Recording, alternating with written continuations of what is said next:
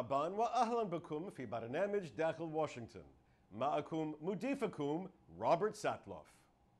نحن نعرف أن دونالد ترامب يؤمن بفكرة أمريكا أولاً، ونحن نعرف أنه يريد أن تنتصر أمريكا من جديد، ونحن نعرف أنه يريد تجارة أكثر عدالة وجيشاً أقوى، ونحن نعرف أنه يريد بناء جدار يفصلنا عن المكسيك وتدمير الدولة الإسلامية وتحسين العلاقات مع روسيا، ونحن نعرف أنه لا يريد أن يكون شرطي العالم. كل على حدة الكثير من هذه الأمور يبدو منطقيا، ولكن حين تدعاها كلها معا هل يملك الرئيس ترامب سياسة خارجية متماسكة؟ هل لعقيدة ترامب وجود؟ بطبيعة الحال لم يمتلك كل رئيس عقيدة، فقد شدد البعض على أهمية الكفاءة عن الأفكار، إلا أن الرئيس أوباما امتلك أفكارا قوية حول دور أمريكا في العالم والاستخدام الذكي للقوى الأمريكية. وإذ ننظر إلى النزاعات والأزمات حول العالم، هل يملك الرئيس ترامب أفكاره الخاصة حول دور أمريكا في العالم والاستخدام الذكي للقوى الأمريكية؟ لمناقشة هذه القضية يسرني أن أرحب بلجنتنا التي تضم خبيري السياسة الخارجية دينيس روس وتوم روغان. Welcome back to Dakhel, Washington. Today, as Donald Trump prepares for a first major international trip, we're talking foreign policy with a panel of experts, Tom Rogan and, of course, Ambassador Denis Ross. So, gentlemen, let's talk first big picture. Now we've passed 100 days. Does Donald Trump have a Trump doctrine for foreign policy? Denis? Yeah, I don't think so. I do think there's an approach. The approach is based upon at least the readiness to use hard power. Like many presidents, when they come in the initial 100 days or so, the first impulse is frequently just to demonstrate the difference from your predecessor. It's not a surprise that Donald Trump wants to show that he's not Barack Obama. Many of his predecessors have done the same thing. But I do think that's part of the approach to the world, to show that he's what he is not as opposed to what he is. I also think this kind of desire to try to find a doctrine. Doctrine reflects this kind of notion that you can encapsulate an approach to foreign policy in a very short phrase or a couple of words. And I think in Donald Trump's approach, it's hard to find anything at this point that shows a consistent concept. And we've certainly seen him move towards what I would call more mainstream approaches to foreign policy. Mainstream in the sense that it's more of a continuity with the past. Turns out that NATO actually is relevant, not irrelevant. Turns out that China is not a currency manipulator. Where we've seen moves towards shoring up alliances, we're seeing more of a connection with the past. It doesn't mean that there aren't disjunctures and there won't be some disruptions, because he likes to create a sense of unpredictability, which is one other reason it's hard, I think, to try to describe the Trump approach as being something that you can encapsulate in some kind of a concept or a doctrine. So, Tom, do you discern a Trump doctrine? I think in terms of what the ambassador says, the real takeaway thus far is that the Trump doctrine is unpredictability per se. That is the only identifier that manifests itself or has manifested itself thus far. Interestingly, with Syria, for example, the choice to use force in the aftermath of the recent chemical weapons attack, and yet this week, words of rapprochement from Secretary of State Tillerson. The idea that, this is going to be we're going to re-engage with some of the Russian-led peace process. Those two things don't necessarily go together and might not have been expected to have followed in such short order. But I think in that sense, Trump is trying to say, you cannot make strategic assessments about me, or even tactical assessments if you're a foreign power, because I'll pull the rug out from under you. He's trying to apply, I think, this business dynamic into foreign policy. We shall see what happens over time, but one of his advisors described unpredictability as a strategic choice, Do you think it's purposeful, this unpredictability? In part, yes. I also think it's partly an excuse for an absence of having made really big functional decisions about what he might want to do. And a good example of that would be in the South and East China Seas, that the US military has wanted to do what they, putting ships across in proximity to some islands China is constructing there, and freedom of navigation movements, they call them, and the Trump administration hasn't yet authorized that. And again, that shocked some people in the military and intelligence community, because he criticized President Obama very strongly for what he said was not sufficient action in that regard. Unpredictability as a policy, is this historically an appropriate approach? Does it have implications, Dennis? Well, Tom Schelling, the great theorist, talked about the rationality of irrationality. And Richard Nixon liked to portray himself consistent with the sort of the madman theory of foreign policy. And I do think that kind of appeals to Donald Trump. But I also think and I think Tom makes a good point, I think there's a desire on Trump's part not, in a sense, to be tied down to one approach. He likes, I think, to be able to have a kind of freedom of action. Now, at one level, there's a value in having a freedom of action because it gives you the ability to adjust your policies. On the other hand, in the world at large, certainly your allies want to have some sense that you can be counted on. Now, the more it looks like you're not predictable, the more it raises questions about whether or not you can be counted on in those moments when, in fact, you need to be counted on. So this is something that may work in the near term. It may also give countries like Iran pause, at least initially, but sooner or later he will be tested. And that will then become a kind of crucible for, right, what is this approach to the world actually going to be? And just about his decisions on the use of force, we've seen two clear ones, opening in Yemen and then, of course, in Syria. We've seen deployment of missiles in South Korea, and we've seen some uptick of military tempo and deployments of naval forces in various theaters. Can we draw any conclusions about Donald Trump and the use of force? Well, I think one of the conclusions to take is that actually, as Ambassador Ross said, that he has maintained some consistency. So if you think about two specific issues from the campaign, the Iran nuclear deal, the president was very strongly said it was the worst deal ever made. Well, that deal is still in operation. The European allies are breathing still sighs of relief in the sense that it's still in operation. But also what I think you see on the flip side is this idea of using the awareness of American force, the unpredictability of Trump as the commander-in-chief, to consolidate some American allies that perhaps felt unconsolidated during the Obama administration. And the most specific example there, I think, would be the Sunni Arab monarchies, who are thus far very positive towards President Trump. I think a lot of that is being led through James Mattis, the defense secretary. But it applies, interestingly, in other areas. I mean, this unpredictability, I do think that there is that part of it, that Trump likes to have the freedom of action. We see this, with meeting with President Abbas, the Palestinian Authority, and really putting out kind of the red carpet in a way you might not have expected a Republican president to do this early on. So we don't know, but it's certainly interesting to observe. Dennis, use of force, any judgment, observation? I think part of this was designed to show he's not Obama.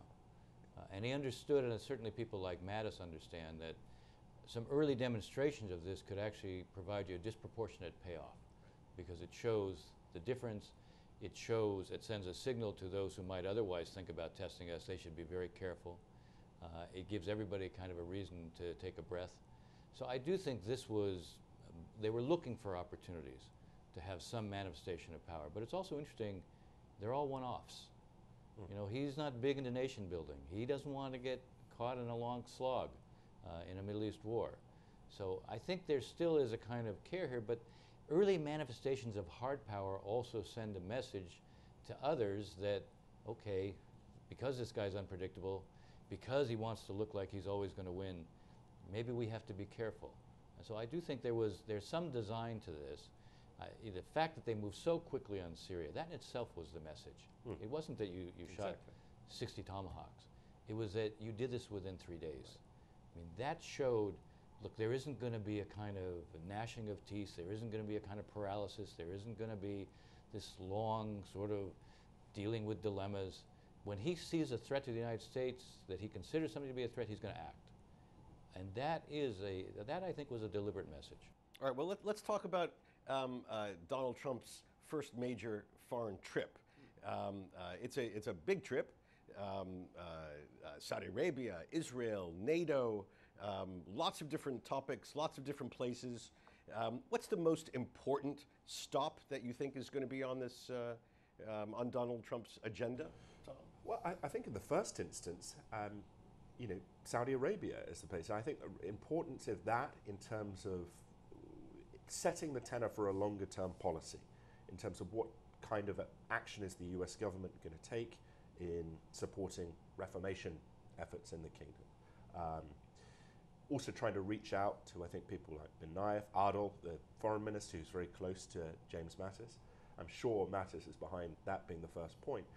But I think it matters in the sense that if the United States can regain some influence with Saudi Arabia, it can have a whole range of second and third order effects in terms of evolving dynamics in the region. So the Iran nuclear deal, do the Saudis embrace jihadist organizations trying to counter a rising Iran, or do they not? Do they return perhaps to the American influence orbit?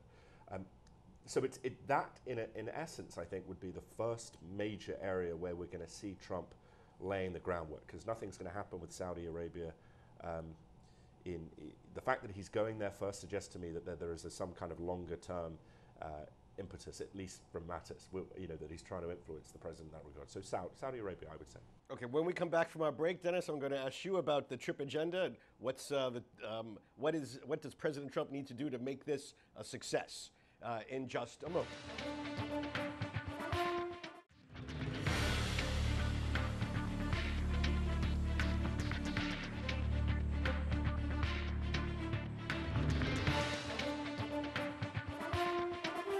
Again, our panelists include Dennis Ross. Dennis is my colleague and counselor to the Washington Institute for Near East Policy. In President Obama's first term, he spent 3 years in the administration, first in the State Department advising Hillary Clinton, and then at the White House as senior director for the Central Region on the National Security Council. To his left is Tom Rogan, an American with a British accent. Tom is a political columnist and senior fellow at the Steamboat Institute, which defines itself as defenders of freedom and advocates of liberty. His writing and broadcast commentary has appeared frequently in major media outlets here in the United States and across the pond in Britain. So, Dennis, picking up on the agenda for the president's trip, what tops the agenda for you, and what does President Trump need to do to make this, in his words, a huge success? Well, I do think starting in Saudi Arabia is interesting, and I suspect that the focal point for him is going to be ISIS, while the focal point for the Saudis and others is going to be Iran. And creating a kind of nexus there will be an important, I think, part of the agenda. I think one of the things that has to emerge from this is the sense that there is no effective counter-ISIS strategy if there isn't at the same time an effective counter-Iranian strategy. So that, I think, is going to be one of the outgrowths of this. I suspect we will also see a number of announcements about a commercial partnership. This allows the U.S. to also reflect, I think, what Trump wants, to show that he's doing things for America first in terms of the economy, but it also has the benefit of having us, in a sense, invest in what is a national transformation plan in Saudi Arabia, which, if it's successful, becomes a first successful model of development or modernization in the Arab world, and that's a bigger kind of objective. In Israel, I think the purpose of the trip is basically, again, to show he's not Obama, to create a connection with the Israeli public. Any American president, if he wants to be able to move an Israeli prime minister, has to have a connection with the Israeli public. I suspect this trip is about creating that connection. The contrast with Obama is great. Obama didn't go until his second term. Here's Trump making it part of his first trip. And I think, it reflects he is very serious about wanting to move the Israeli-Palestine issue. Whether that can be done the way he hopes it can be done remains to be seen. But I don't think we should underestimate the seriousness of his approach and his commitment to it, and I think this trip is very much tied to that.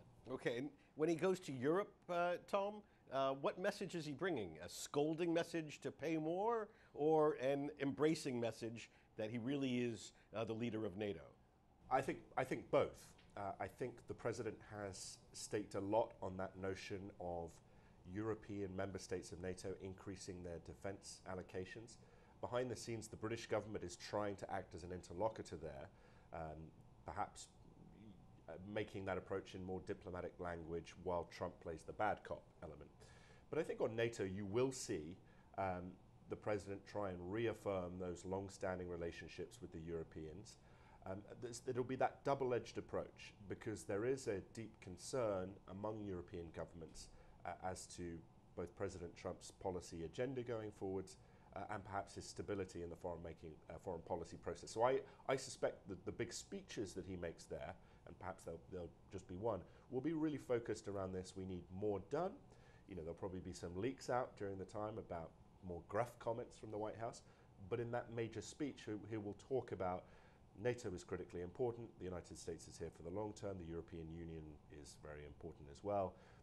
Ticking the boxes for the Europeans as well as delivering that hard message, because I think the White House does not want to get itself, at least the policy advisors and the foreign policy team, dredged down in a fight with people like Chancellor Merkel of Germany, that they want to move that needle on defense spending, but also have some consistency that benefits everyone. And when you put the entire agenda together, is there one or two takeaways, one or two achievements that the administration will need to point to as saying this was a success? We got something by traveling abroad and meeting all these foreign leaders. I think it's going to be less tangible, and it's going to be more symbolic. And I think the symbolism here is to try to convey, look, for all those who think that President Trump isn't up to being president, isn't presidential, here he is on the world stage, and he's commanded the world stage, and look at the response to him. I mean, I think this is one of those trips that's doomed to succeed, because in the case of the Saudis, they have a real interest in having this look like it's working effectively. First of all, he's putting the Saudis at the centerpiece of the region. The Israelis, Prime Minister Netanyahu wants to be able to show problems with America weren't me, they were Obama. So he wants to show how great things are. And the Europeans have a desire to demonstrate that we're moving the guy, and he's being responsive to us. So everybody has an interest in having this come out well, and by the way, that serves the president's interest. And I think as an addendum to that what you probably will see after the European element of the trip is not official announcements, but pledges to the White House to actually increase, from Germany as well, defense spending. Perhaps not to the degree he wants, but pledges towards 2%. Probably the British saying they're already at 2%, go a little bit further. In return, President Trump will be expected to say, again, European Union, NATO, we're here for the long game, which is especially important in the context of Brexit, the UK leaving, that the Europeans want Trump to say, we'll be very close with the British, but also with Europe. So there's all these sort of personality dynamics going on. I meant to ask, it's not the thrust, of course, of our show, but President Trump will be going to Britain in the middle of an election campaign. Does this help or hurt Prime Minister Theresa May? Well, look, I think it's a difficult one, because President Trump is popular in certain elements of British society, mostly not popular. But the areas where he is popular are actually some swing voters on the sort of in the centre ground, in small towns and in the more rural areas. In many ways, similar to where he was popular in the U.S. election. It helps Theresa May in that regard. But it's also a liability in the sense that in the mainstream of the major city metropolitan areas, he is very unpopular. So, the key will be, was a British friend told me, the security operation for Trump, as it always is for an American president, will be very intense. But there'll be a lot more police doing things like making sure that protesters don't run on the road and jump on his car and things, because they don't want the Trump to say, make a comment after that. So it's interesting, the Trump dynamic. Yeah. I was going to just pose a question apropos of this. I mean, depending on how the French election comes out, it also affects the context of the trip, including what he does in Great Britain. Yeah, and the European Union. I mean, I think if we see Marine Le Pen pull an upset in France, I think, you can actually, Dennis is right, you could throw the rule book out in terms of the European element. I think Trump, gut instinct there might be say, EU's gone. So he says, I was right all along. Yeah, right. But if Macron wins, or I mean the polls, if the polls are right and he wins, that sends a very different message, and it reinforces his need to sort of pay homage to the European Union. Right. Okay, gentlemen, excellent. Thank you very much for joining us. Look forward to talking with you when we learn more about how President Trump does on the world stage.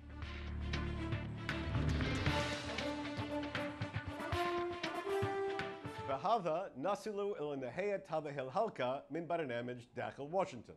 إذا كانت لديكم أي استفسارات أو تعليقات حول هذه الحلقة، وخاصة حول مؤهلات الرئيس ترامب كصانع للسلام، أرجو أن تراسلوني مباشرة على عنوان البريد الإلكتروني التالي insidewashington@elhura.com. معكم روبرت ساتلوف. شكرا لكم وإلى اللقاء.